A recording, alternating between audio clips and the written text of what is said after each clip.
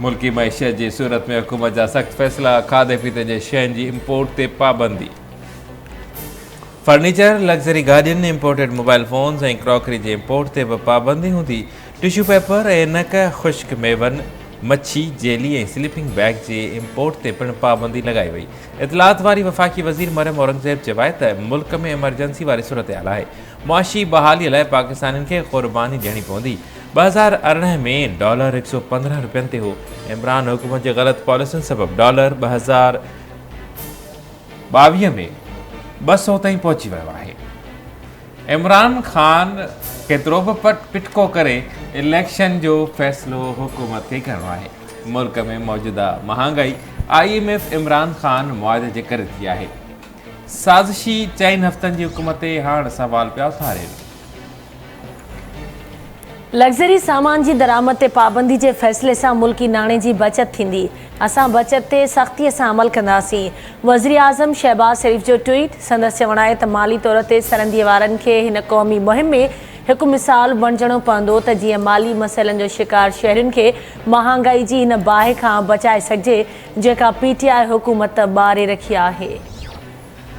उत्तर वज़ीरिस्तान में security forces जी कार्रवाई। हिकु दहशतगर्द मारिजी वियो। ISPR मूजिबि मीर अली वारे इलाइक़े में फायरिंग जी ॾेवट में अल्ताफ़ नाले दहशतगर्द मारिजी वियो। हथियार ऐं बारूदी मवाद हथ। ॾखण वज़ीरिस्तान में फ़ौजी काफ़िले में शामिल गाॾी बारूदी सुरंग सां टकराइजी वई। सिपाही शहीद।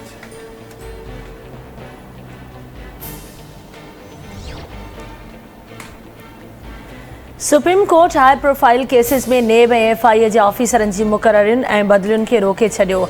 प्रोसिक्यूशन खे हाई प्रोफाइल केस वापसि वठण खां पिणु रोकियो वियो। घरू सेक्रेटरी DG FIA ऐं नेब खे नोटिस जारी। Chief justice Umar Ata Bandial remarks न आहिनि त डॉक्टर रिज़वान खे बि बदिली कयो वियो जंहिंखे दिलि जो दौरो पियो। DG FIA जो तालुक़ सिंध सां आहे जेको IG KP बि रही चुको आहे। DG FIA सुठो कमु करे रहियो आहे। खेसि हटाइण जो कहिड़ो कारण आहे? अदालत 4 हफ़्तनि दौरान ECL मां ख़ारिज कयल नालनि जा तफ़सील बि तलब करे वरिता।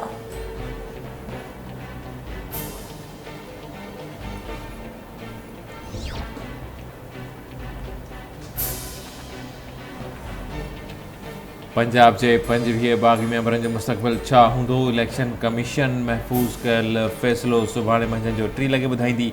पंजाब असेंबली जे स्पीकर चौधरी परवेज़ इलाही पार्टी पॉलिसी ख़िलाफ़ वोट ॾियण ते बाग़ी मेंबरनि ख़िलाफ़ रेफरेंस इलेक्शन कमीशन खे उमाणियो हो। PTI जे बाग़ी मेंबरनि पंजाब जे वॾे वज़ारत जी चूंड में हमज़ा शहबाज़ खे वोट ॾिनो हो।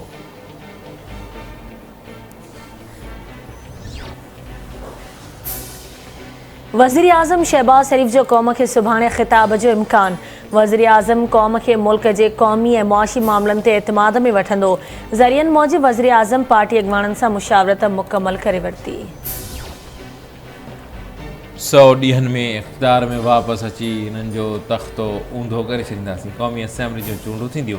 नून लीग जी वफ़ाक़ में रांदि ख़तमु थी चुकी। सूबाई असेंबलियुनि बाबति मुंहिंजो ऐं आसिफ़ अली ज़रदारी जो साॻियो मौक़िफ़ आहे त हू मुद्दो पूरो कनि।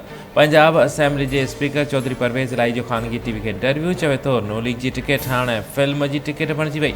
हाणे रुॻो इमरान ख़ान जी टिकट जी अहमियत आहे। मुंहिंजी वॾी वज़ारत तौरु नामज़दगी सां घणनि माण्हुनि खे तकलीफ़ थी पर इमरान ख़ान मौक़िफ़ ते अटल रहियो। नवाज़ शरीफ़ चयो हो त चौधरियुनि खे पंजाब जी वॾी वज़ारत सिंघाए वापसि वठंदासीं।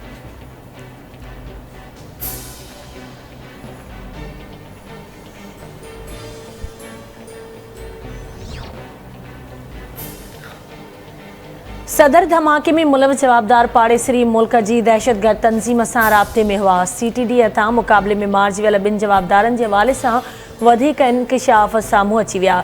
सिंध हुकूमत जे तर्जुमान मुर्तज़ा वहाब ऐं CTD अख़्तियारियुनि जो चवणु आहे त गुज़िरियल ॾींहुं माड़ीपुर में मुक़ाबले में साथी समेत मारिजी वियल जवाबदार अलाह ॾिनो जो तालुक़ उमरकोट सां हो। अलाह ॾिनो मुख़्तलिफ़ रियासत मुख़ालिफ़ एहतिजाजनि ऐं ॿियनि सरगर्मियुनि में बि मुलविस हो।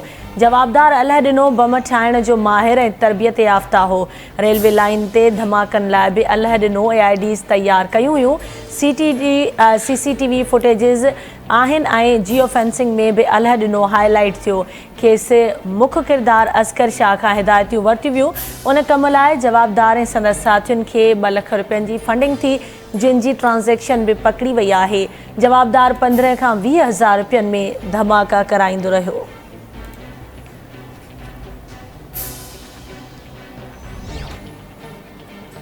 सिंध हुकूमत जे तर्जुमान मुर्तज़ा वहाब चयो त रियासत मुखालिफ़ कारवाइनि में मुलविस जवाबदारनि खे ज़मानत मिलण सां सभिनी लाइ ख़तरो आहे। सदर धमाके जे जवाबदार अलहरिन खे गुज़िरियल साल कानून लागू कंदड़ इदारनि गिरफ़्तार कयो।